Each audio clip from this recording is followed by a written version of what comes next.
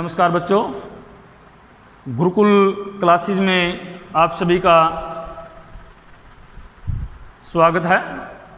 बच्चों, हमने पहले कालांश में पढ़ा था पार नज़र के पाठ 6 के सार के बारे में जाना था, उसके शब्दार्थ के बारे में जाना था।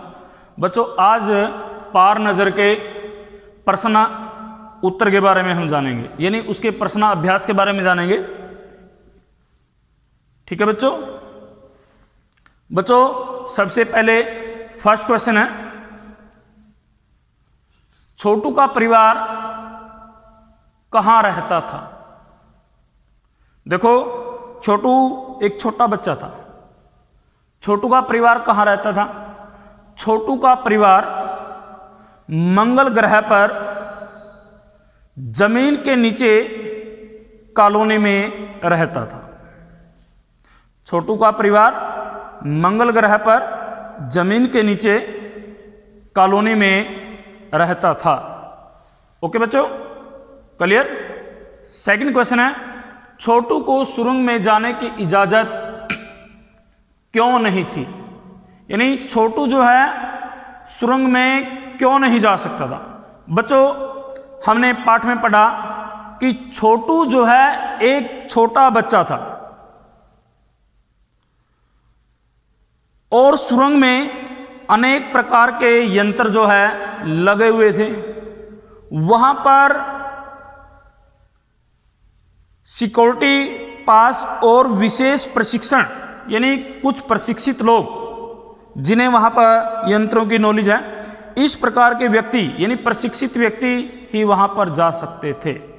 दोबारा देखें, छोटू वहां पर छोटू को सुरंग में जाने की इजाजत क्यों नहीं थी? छोटू को सुरंग में जाने की इजाजत इसलिए नहीं थी क्योंकि छोटू एक छोटा बच्चा था और सुरंग में जो है अनेक प्रकार के यंत्र जो है लगे हुए थे। केवल सिक्योरिटी पास और विशेष प्रशिक्षण वाले व्यक्ति ही वहां पर जा सकते थे, इसलिए छोटू को सुरंग में जाने की इजाजत नहीं थी। नेक्स्ट है बच्चों, कंट्रोल रूम में जाकर छोटू ने क्या देखा और वहां उसने क्या हरकत की? देखो बच्चों, जब छोटू जो है अपने पापा के साथ कंट्रोल रूम में गया तो उसने क्या देखा कि कंट्रोल रूम की स्क्रीन पर, यानी वहां पर जो कंप्यूटर रखे हुए थे उनकी स्क्रीन पर अंतरिक्ष यान जो है दिखाई दे रहा था और सभी व्यक्ति उस यान का अवलोकन कर रहे थे। उस यान पर अपनी नजरें जो है लगाए हुए थे, उसको देख रहे थे, यान की हरकतों को देख रहे थे। और केवल एक ही व्यक्ति ऐसा था जिसकी नजरें यान पर न होकर वहां पर लगे हुए कंसोल पैनल पर थी और वह था केवल छोटू। छोटू ने क्या किया? छोटू ने वहां पर कंसोल पैनल पर लगे हुए लाल बटन को जो है दबा दिया, जिसके कारण खतरे की घंटी बजी। ठीक है बच्चों, दोबारा से देखें इस क्वेश्चन को। कंट्रोल रूम में जाकर छोटू ने क्या देखा? सबसे पहले तो कंट्रोल रूम में जाकर देखा कि सभी लोगों की नजरें जो हैं वहां पर लगी हुई स्क्रीन पर थी। सभी लोग जो है यान को देख रहे थे, यान में हो रही हरकतों को जो है देख रहे थे। उसके बाद है वहां उसने क्या हरकत की, यानी छोटू ने वहां पर क्या हरकत की? छोटू ने वहां पर कंसोलर पैनल पर लगे हुए लाल बटन को जो है दबा दिया, जिसके कारण जो है वहां पर खतरे की घंटी बजी और वहां पर जो यानी मंगल ग्रह पर जो यान उतरा था उसमें से जो हाथ निकल रहा था, यांत्रिक हाथ निकल रहा था, उसकी हरकतें जो है बेकार हो गई, अर्थात उसने कार्य करना छोड़ दिया। ठीक है बच्चों, क्लियर है? दोबारा फिर बता रहा हूं, कंट्रोल रूम में जाकर छोटू ने देखा कि सभी लोगों की जो नजरें हैं वो कंप्यूटर स्क्रीन पर लगी हुई हैं। सभी लोग जो है यान का अवलोकन कर रहे हैं। केवल अकेला छोटू ही है जिसकी नज़रें कंसोल पैनल पर लगी हुई हैं, लगे हुए बटन पर हैं, और वह उस बटन को दबा देता है। जैसे ही वो बटन को दबाता है खतरे की घंटी बजती है और यान की जो हरकतें हैं वो बेकार हो जाती हैं। उसके बाद बच्चों, कहानी के अनुसार मंगल ग्रह पर कभी आम जनजीवन था, यानी आम जनजीवन, आम लोग वहां पर जीवन जीते थे, वह सब नष्ट कैसे हो गया? कहानी के अनुसार जो है छोटू के पापा छोटू को बताते हैं कि कभी जो है मंगल ग्रह पर जीव, यानी वहां पर मंगल ग्रह पर जीव जंतु रहते थे, उसके पुरखे वहां पर रहते थे। वहां पर जीवों को रहने के लिए किसी प्रकार के यंत्र या खास सूट की आवश्यकता नहीं थी। लेकिन धीरे धीरे वातावरण में परिवर्तन आने लगा और वातावरण परिवर्तन के साथ ही जो है सूर्य का ताप और ऊष्मा जो है बढ़ने लगी, जिसके कारण वहां पर जीवों का ये जीवन जो है नष्ट हो गया। केवल उनके पुरखे, उनके यानी छोटू के दादा इत्यादि, उनके पुरखे ही केवल अपनी तकनीकी ज्ञान के कारण जो है बच सके और वो जमीन के नीचे जाकर रहने लगे। इस प्रकार से इन सब का जो कारण है, वहां का जो जनजीवन नष्ट होने का प्रमुख कारण है, यानी सूर्य का ताप माना जाता है। यानी इन सब की जड़ में सूर्य का ताप ही कारण के रूप में रहा है। दोबारा से देखें बच्चों, कहानी के अनुसार मंगल ग्रह पर कभी आम जनजीवन था, वह कैसे नष्ट हो गया? कहानी के अनुसार मंगल ग्रह पर आम जनजीवन था, वहां पर भी लोग जो है रहते थे, लेकिन प्राकृतिक संतुलन बिगड़ने से सूर्य का ताप जो है बढ़ने लगा और सूर्य का ताप बढ़ने से वहां के जो जीव जंतु है वो सूर्य की गर्मी को सहन नहीं कर सके और वहां जीव जंतु जो है धीरे धीरे नष्ट होने लगे। केवल उनके पुरखे ही जीवित बचे और वो भी अपने तकनीकी ज्ञान के कारण जमीन के नीचे रहने लगे। इस प्रकार से हम कह सकते हैं कि मंगल ग्रह पर कभी जीवन था, लेकिन प्राकृतिक संतुलन बिगड़ने के कारण जो वहां का जनजीवन नष्ट हो गया। उसके बाद बच्चों, कहानी में अंतरिक्ष यान को किसने भेजा था और क्यों भेजा था? कहानी में अंतरिक्ष यान को पृथ्वी की वैज्ञानिक संस्था नासा, यहां पर लिख रहा हूं बच्चों, पृथ्वी की वैज्ञानिक संस्था का नाम है नासा।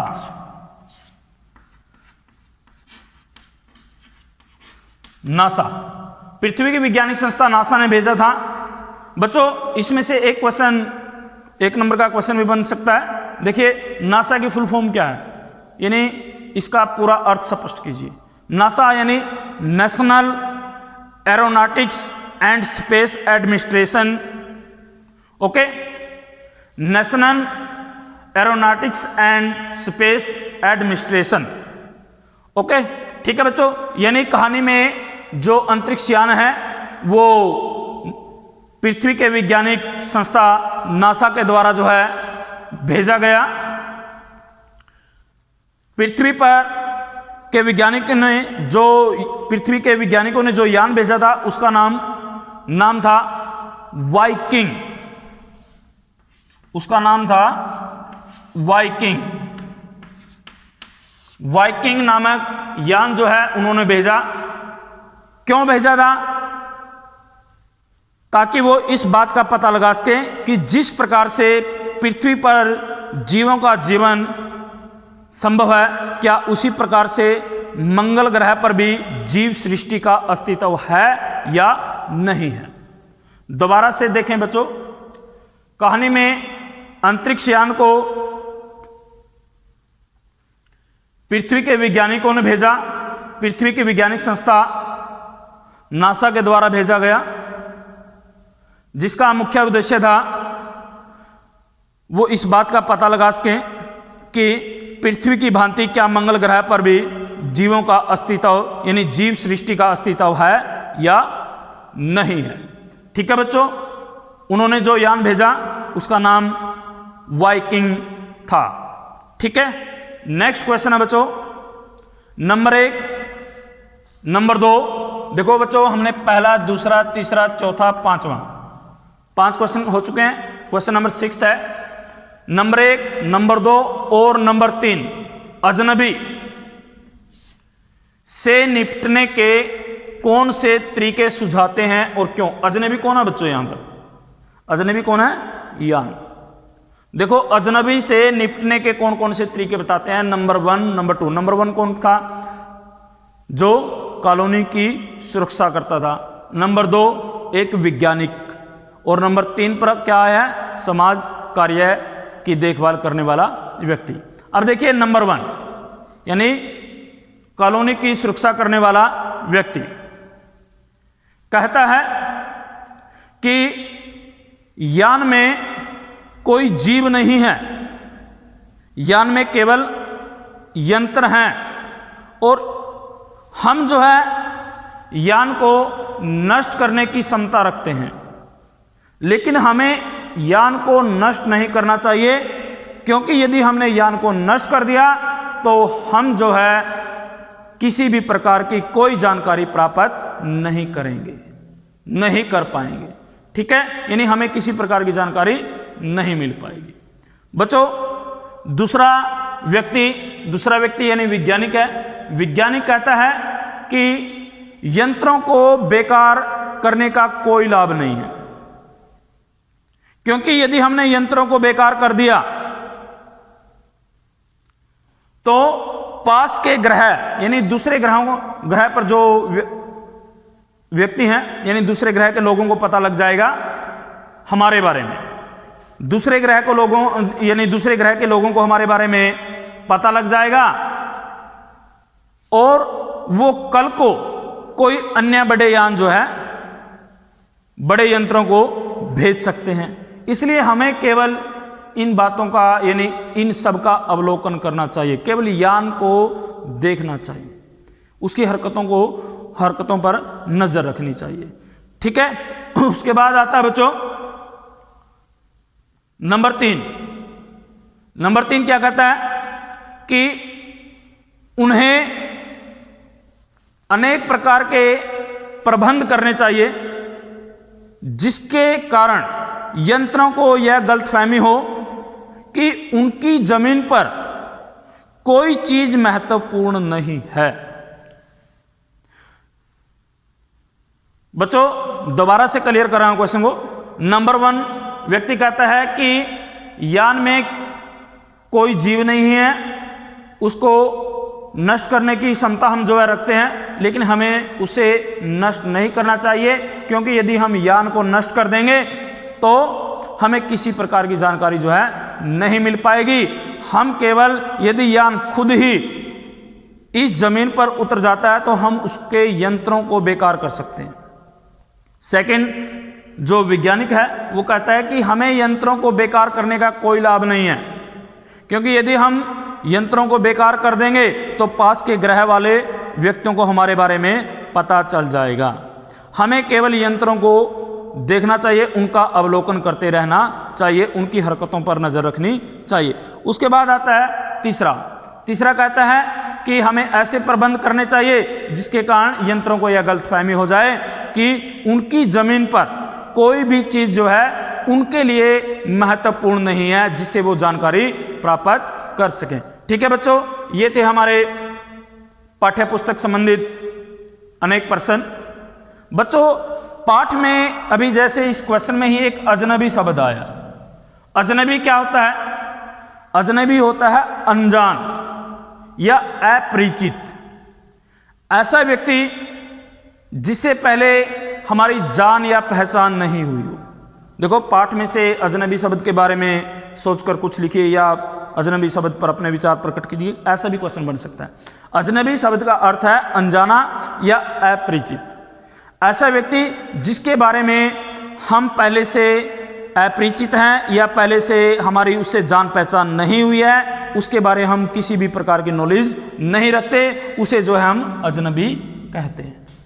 ठीक है बच्चों, उसके बाद ये थे हमारे प्रश्न। पाठ में से कुछ संधि दी गई है बच्चों। देखो संधि के बारे में हम संधि का जो चैप्टर आएगा उसके बारे में हम डिटेल से पढ़ेंगे, यहां पर शॉर्ट में चल रहे हैं। जैसे शिष्टाचार, जैसे शब्द है बच्चों शिष्टा, हमारा जो फर्स्ट शब्द आया है वह शिष्टाचार। शिष्टाचार में से बच्चों हमने क्या करना है, संधि विच्छेद करना है। देखिए शिष्टाचार, शिष्ट प्लस आचार, संधि क्या होती है बच्चों, दो वर्णों के मेल को हम संधि कहते हैं। इसमें दो वर्ण यानी शिष्ट ट के साथ ए और ए और आ के मेल से बन गया शिष्टा, आ बन गया, ठीक है, यानी ए आ मिलकर बन गया आ, ठीक है बच्चों। शिष्ट प्लस आचार, शिष्टाचार, ओके। श्रद्धांजलि, श्रद्धा प्लस अंजलि, श्रद्धा धन अंजलि, श्रद्धांजलि। इसमें भी बच्चों आ और ए, आ और ए, आ और ए मिलकर आ बन गए हैं, श्रद्धांजलि। दिनांक, दिन, अंक, दिन, अंक, दिनांक, न के साथ ए और ए बन गए, ए और ए मिलकर आ बन गए, दिनांक। उत्तरांचल, उत्तर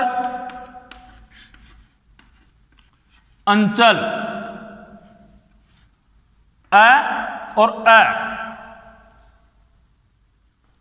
आ, उत्तरांचल, ठीक है बच्चों। उसके बाद आता है सूर्यास्त, सूर्य अस्त, सूर्यास्त, यह के साथ ए और ए, सूर्यास्त। अल्पा आहार, अल्प आहार, यानी पै के साथ ए और आ, अल्पाहार। यानी सभी में क्या है, किसी में ए के साथ आ का मेल हो रहा है और किसी में आ के साथ ए का मेल हो रहा है। सभी दीर्घ संधि के एग्जाम्पल हैं, ठीक है बच्चों। इस प्रकार से ये थे हमारे संधि, शिष्ट प्लस आचार शिष्टाचार, श्रद्धा प्लस अंजलि श्रद्धांजलि, दिन प्लस अंक दिनांक, उत्तर प्लस अंचल उत्तरांचल, सूर्य प्लस अस्त सूर्यास्त, अल्प प्लस आहार अल्पाहार। बच्चों पाठ में से कुछ हमारे मुहावरे हैं। मुहावरे देखिए बच्चों, फर्स्ट है नजर पड़ना। नजर पड़ना मीन्स क्या है, अचानक से कुछ दिखाई पड़ना, अचानक से कुछ दिखाई पड़ना। मेले में अचानक मेरी नजर सोहन पर पड़ी, यानी मेले में अचानक मेरी नजर सोहन पर पड़ी, ठीक है बच्चों। मेले में मेरी नजर, मेले में अचानक मेरी नजर सोहन पर पड़ी। नजर पड़ना, अचानक से कुछ दिखाई देना, मेले में अचानक मेरी नजर सोहन पर पड़ी। नजर आना, नजर आना मीन्स दिखाई देना। देखो बच्चों सबके लगभग मिलते जुलते अर्थ हैं। नजर आना यानी दिखाई देना। मोहन को आजकल आंखों से कम नजर आता है। मोहन को आजकल आंखों से कम नजर आता है। नजर रखना, दृष्टि रखना या जासूसी करना। परीक्षा हॉल में हर विद्यार्थी पर नजर रखनी पड़ती है, मीन्स क्या है, दृष्टि रखनी पड़ती है। परीक्षा हॉल में हर विद्यार्थी पर नजर रखनी पड़ती है। पुलिस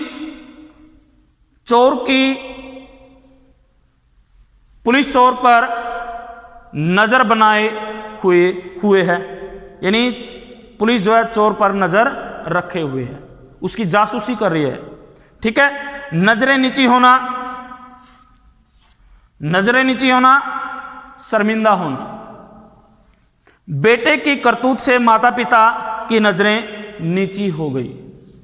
नजरें रखना यानी नजरें नीची होना, शर्मिंदा होना। बेटे की करतूत से माता पिता की नजरें नीची हो गई। बच्चों, यह था आज का हमारा पाठ। पाठ में से कुछ शब्द जो है संज्ञा और विशेषण भी बताने हैं। जैसे प्रभाव शब्द है, प्रभाव शब्द संज्ञा है, उनका अपने क्षेत्र में बहुत अधिक प्रभाव है। प्रभावशाली उसकी विशेषता है, वे इस क्षेत्र के प्रभावशाली व्यक्ति हैं। प्रेरणा संज्ञा है, महान लोगों की कथाएं हमें प्रेरणा देती हैं। प्रेरक, प्रेरणा से विशेषण बनेगा प्रेरक, महान लोगों की कथाएं प्रेरक होती हैं। प्रभावशाली, प्रतिभाशाली और प्रतिभा। प्रतिभा बच्चों संज्ञा है, राम में प्रतिभा है। प्रतिभाशाली, राम प्रतिभाशाली है। ठीक है बच्चों, इस प्रकार से हम जो है कुछ संज्ञा और विशेषण के बारे में भी जानकारी जो है प्राप्त कर सकते हैं। बच्चों, आज का पाठ जो है हमारा यहीं पर समाप्त होता है। आशा करता हूं कि आप सभी को यह पाठ जो है अच्छी प्रकार से समझ में आ गया होगा। यदि बच्चों फिर भी कोई किसी प्रकार का कोई डाउट है तो आप व्हाट्सएप के जरिए या फ़ोन कॉल के जरिए जो है पूछ सकते हैं। फिर नेक्स्ट वीडियो में हम फिर मिलेंगे, तब तक के लिए धन्यवाद।